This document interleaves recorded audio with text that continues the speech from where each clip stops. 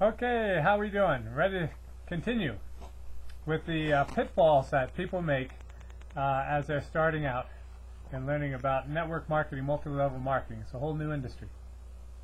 Okay, number 31, not using samples. Sam Castor, the founder, has done a great job providing samples for a number of the different products. It's part of the Go Give program. I think it's really the Go Share program, or the Go and serve your fellow man program. But in any case, you can get little samples of Emprazone. You can get samples of Manabears in packets. I think there are 4 in a packet. You can get samples of the Optimal Support packet. You can get samples of the skincare in 5 little packets. You can get a number of the different products, or you can just give them some out of the bottle. My recommendation is don't give them something that they won't notice, because if they take a number of these, whatever you give them, and they try them and nothing happens, they'll assume that it doesn't work. So stick with Firm. I put Firm in the old film canisters, those plastic black film canisters. I put a big squirt of film in there and put the lid on and give it to them, and they can rub it on before they go to bed, and they'll notice a difference with Firm. Mana-C, give them a couple Mana-C, and in a half an hour, no more sinus congestion, etc. It's like an antihistamine. That's an effective product. Sport, they'll notice in a day or two. Plus, they'll notice in a day or two. Give them some Plus. Be careful with Plus, because some women get great results with 2. Some people need 4. My wife didn't get the results she was hoping for until she took 2 with each meal, 6 a day. But Firm is a great product, and Mana-C. Those 2 work probably the fastest. Oh, Ambistart. Mix that in a drink. That'll give them energy. Number 32, not using live conference calls. Oh boy, that's a big mistake. As part of the simple approach, you'll get the phone numbers and the dates for all the conference calls, the emails addresses. There's a toll-free 24/7 hotline that has a bunch of different recordings on different topics that if they don't have a computer, they can use that. Establish a weekly conference call schedule you can host or tie into, including others, using 3-way calls. So, you know, we may be doing that. My hope is that sending people to something like this will be a good substitute, knowing that they can call me at 303-403-8382 if they're in our downline. That's our home number. Silence's cell phone is the one we use on the road primarily, 303-808-7882. And our email address is natweeks@aol.com, NATWEEKS. And hers is silencewks, SILENCEWKS@aol.com. She is having a harder time keeping up on all the emails, but yeah, you're always welcome to contact us, and we can do 3-way calls, or if we do conference calls, we'll let you know. Make sure that when you enroll, or you can go back and change it now at Mannatech.com, that you click the boxes so that your email is available on SuccessTracker, because most of our communications to big groups will be through SuccessTracker. And if the company doesn't have your permission to release your email onto SuccessTracker so your upline can contact you, it's going to be a lot harder. So I really encourage you to make that change. Okay, not using pre-recorded calls. Number 33. 3-way others into these as well, rather than simply sending them to the calls.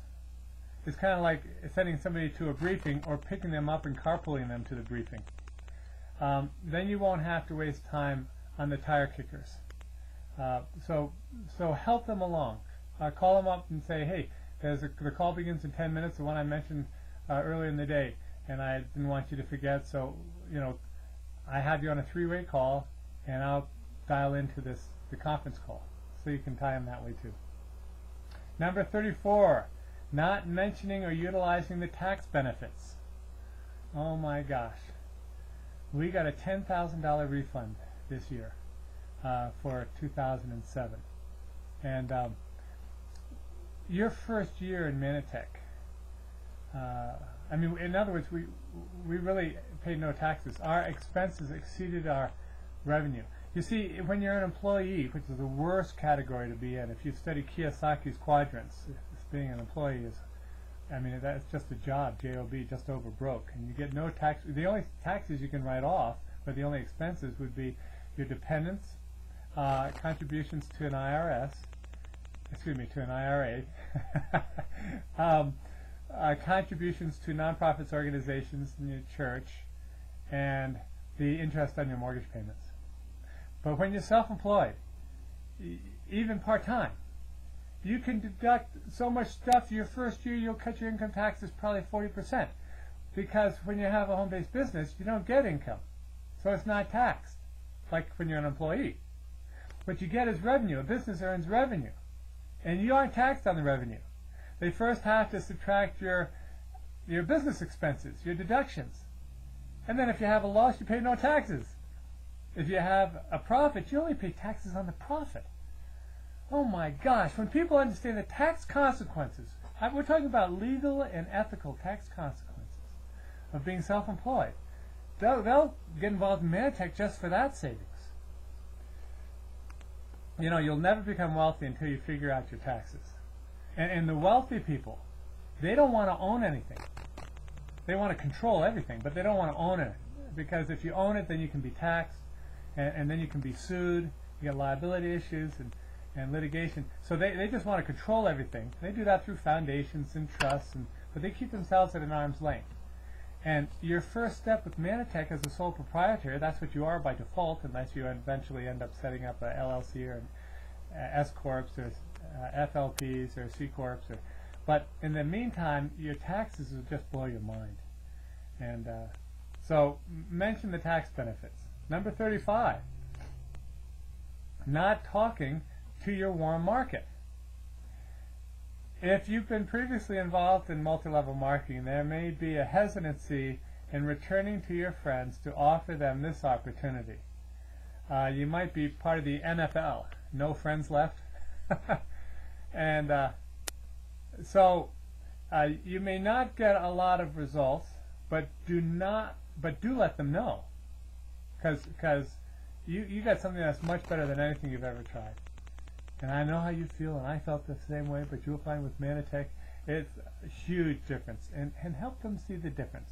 Don't overlook them, because when they find out how good this was, and that you've been in it for a while, and you never even talked to them about this, they'll be really ticked.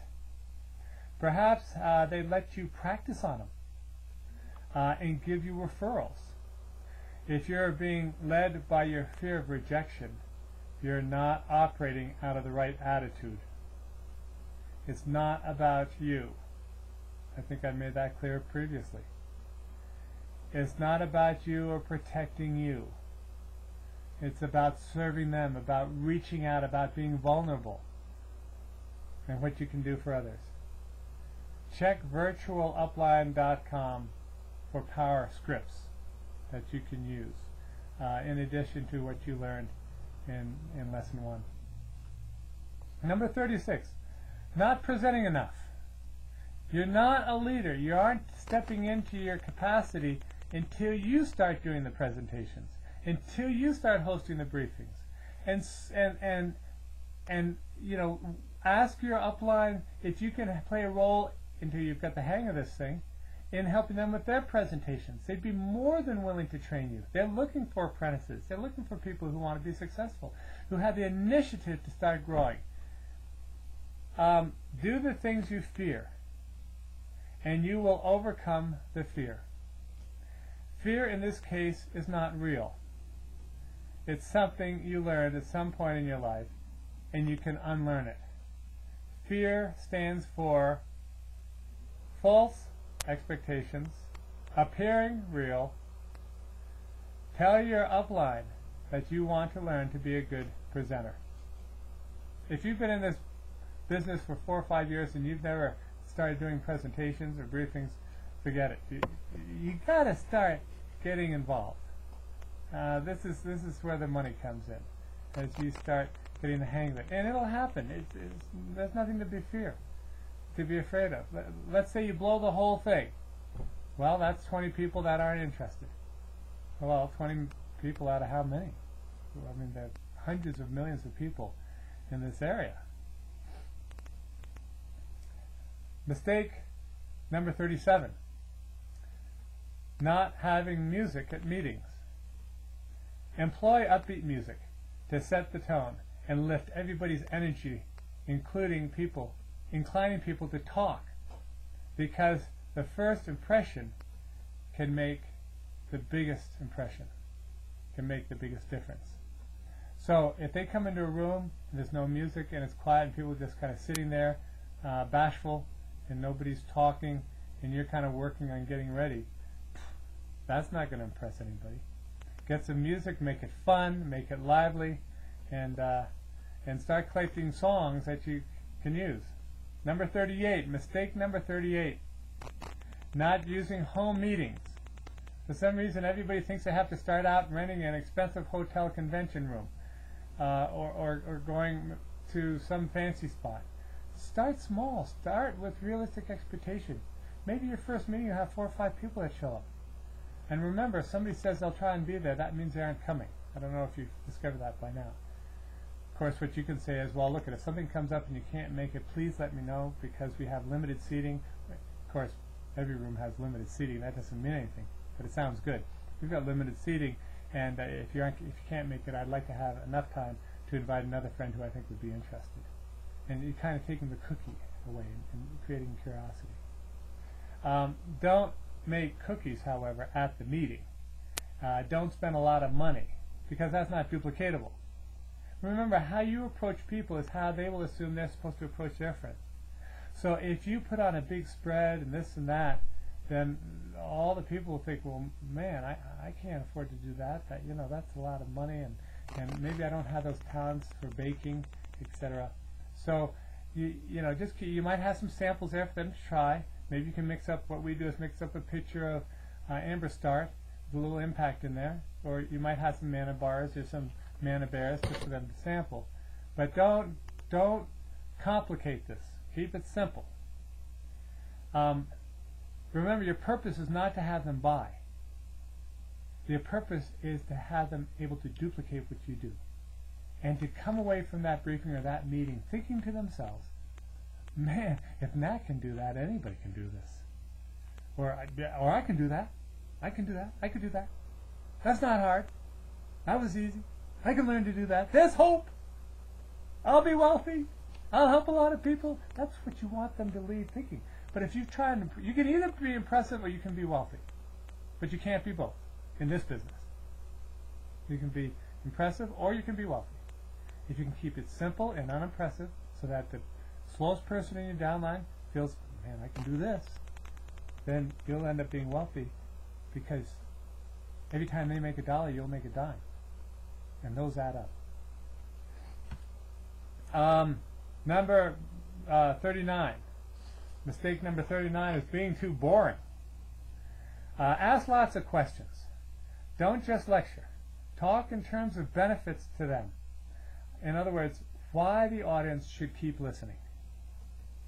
And if you can have charts, if you can have magazines and newspapers, and you can get a lot of this stuff down at the thrift store. You don't have to spend top dollar. You can go to the Salvation Army or Goodwill and go through their Time magazines, and they'll have on the cover, are you ever going to retire? And you can use that when you talk about the compensation plan and the need to do something to supplement, and how Mantech can be your answer to prayer when it comes to the finances. They'll have an article or a cover on something to do with health, the healthcare system or wellness, and so you can use those. And Mantech has a lot of materials, and they're very reasonably priced too. And you can bring that. You can have a whiteboard and diagram. You can have different colored markers. You can do different things that make it fun and interesting. Number 40, not having a dream board or a treasure map. Basically, a dream board is a poster board that you get at the craft shop or wherever, and it's full of your dreams, in pictures, in charts and diagrams and photographs. You can have you test driven the car you want. You know what car you'd like to have. I mean, if I'm paying for it, what car are you going to pick? My question to you, have you test driven that car? You know, in this economy, they'll send the car home with you. Drive it for 3 or 4 days. Fall in love with it and please buy it. I mean, how'd you like to be driving a Mercedes or a BMW for 3 or 4 days? Or if they aren't going to send it home with you, for gosh sakes, they'll certainly let you drive it around for, a couple miles, a couple blocks, whatever. And they want you to love it, fall in love with it, and get comfortable, and see how the zones work, and the double pane windshield so they don't fog up, and the little windshield wipers on the headlights, and all the other stuff that they're inventing. And it'd be fun. Why not? And then when you leave the dealership, are they going to ask for all their brochures back? No, they'll send you home with the brochures.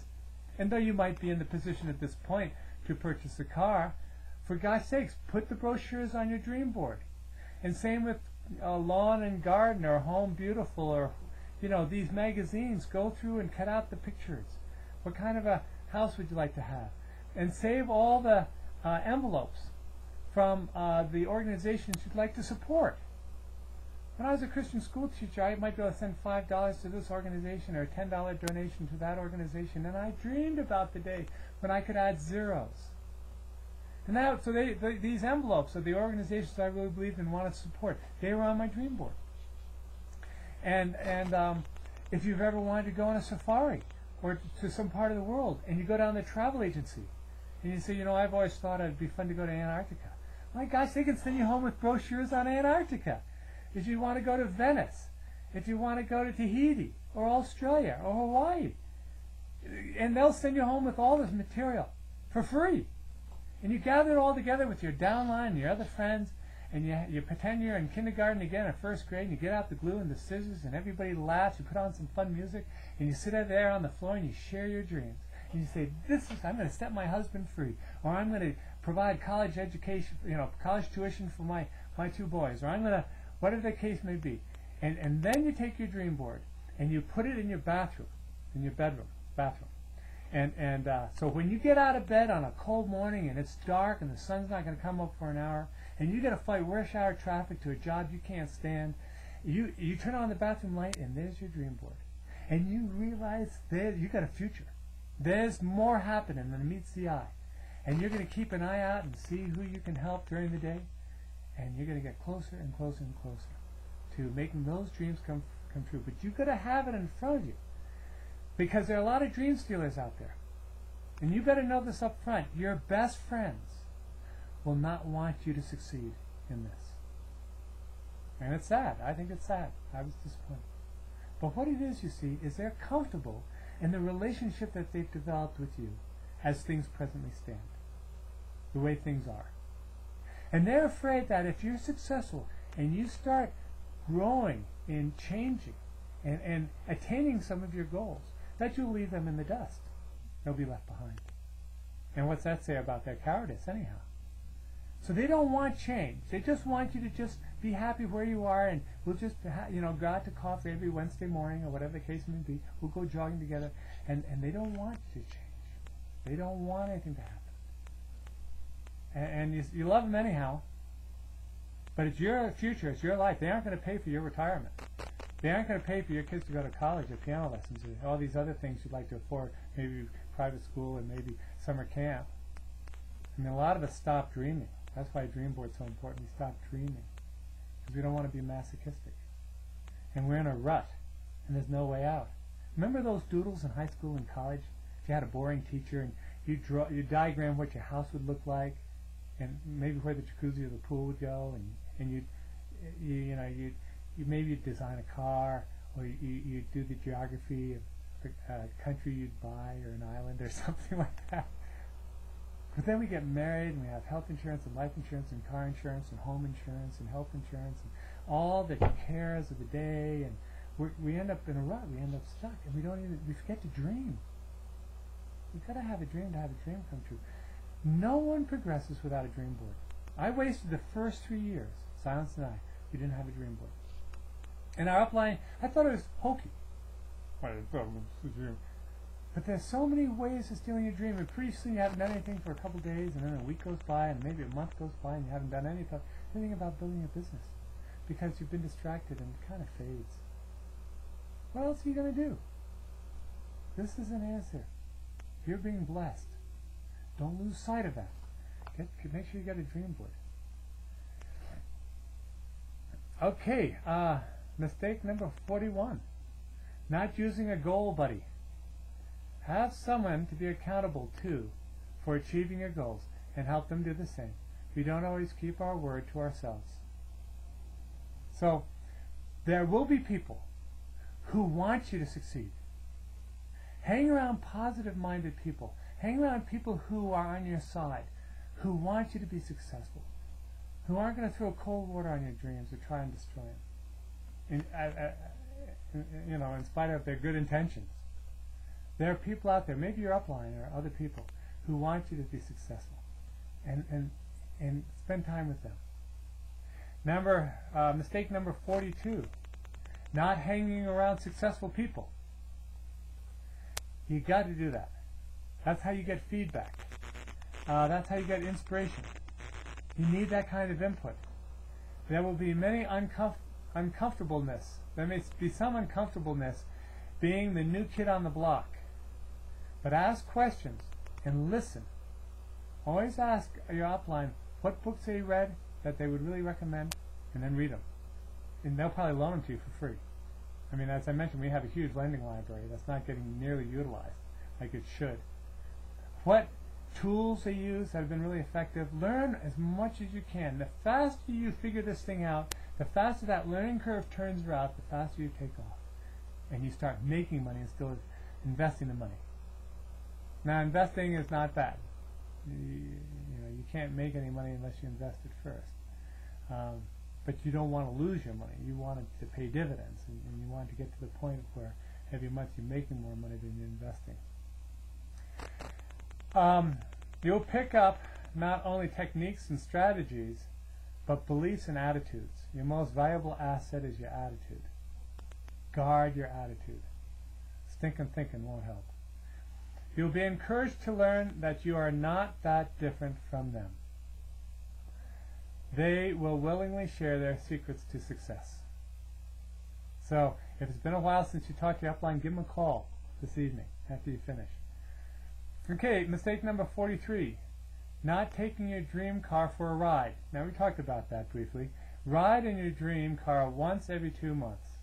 It will get you accustomed to wealth and create far more motivation. If you are uncomfortable around wealth, your subconscious will prevent you from getting wealthy.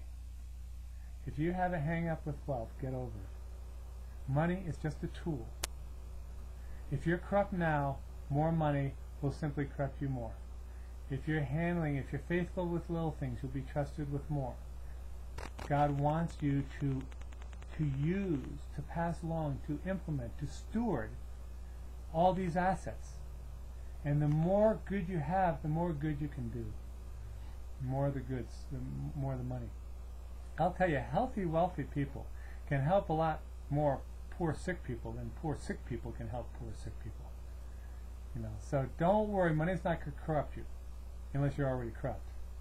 And I'm not saying it's not a challenge to handle it well, and we'll help you there as well. I'll probably be doing a video on asset protection and tax stuff and things like that. But in the meantime, we're here a phone call away. So if you have a problem with wealth, get over it. The devil's had the money long enough. It's time for us to be using it. And you're going to be generating a lot of money. You're going to become very, very wealthy. When Manatech reaches $1 billion in sales a year, it gives away 44% to all of us. 44% of $1 billion means we're going to need a lot more presidentials. And then if you want a presidential now in your attitude, your income just hasn't caught up with you yet. But you got to be cherishing this attitude of success and I can, and this is going to make a difference and I can matter. I mean, the fulfillment you get by interacting in the lives of people. We go to conventions and conferences, and people we don't even know come up to us and say, "Are you Nat Weeks?" And we say, "Yeah." And they say, "Well, if you hadn't told Dave, who told John, who told Derek, who told Sam, who told Betsy, who told Susie, who told me, I'd be dead. Thank you." And they weep all over you.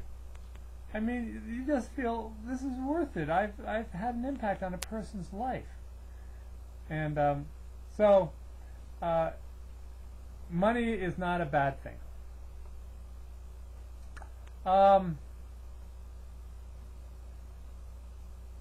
Let's see. Number 44, not taking responsibility. The trademark of leaders is that they take responsibility. The moment you blame, you lose power. The more responsibility you take, the more you will earn. Do not get into the victim mode. Do not say, "Oh, well, I've got this problem, or I got this shortcoming, or I got this handicap, or I didn't go to this school, or I didn't, I don't know enough people, or blah, blah, blah." That, any excuse will do for quitting. But don't be that type of a person. Quitters never win, and winners never quit. I mean, there are lots of quotations. You're familiar with a lot of them. So you owe it to your friends to be successful. You owe it to your family to be successful. You can do this. Everybody that has some kind of consistency in here and keeps going, they finally figure it out. They get there. We've seen it for 14 years. People are constantly getting better and better, and they're reaching higher and higher levels unless they quit. Don't quit. That's that commitment, right? That's the number one mistake people make. So take responsibility. Mistake number 45, being led by your emotions and not your decisions. We have lots of room for high emotions in this business. We have a riot. We just got back from 2 weeks at the Moon Palace Resort in Cancun, and in another couple of weeks we'll be spending 2 weeks in Hawaii, and Manatech pays for the whole thing. And life has completely changed. We're helping more people than ever, and we are having a blast, and our emotional highs are just magnificent. But we don't make our decisions based on emotion, or else you'll be distracted all over the place. The moment of decision changes your destiny. People who fail are those who make decisions based on what feels good or bad in the moment. There will always be something that's more convenient and less scary.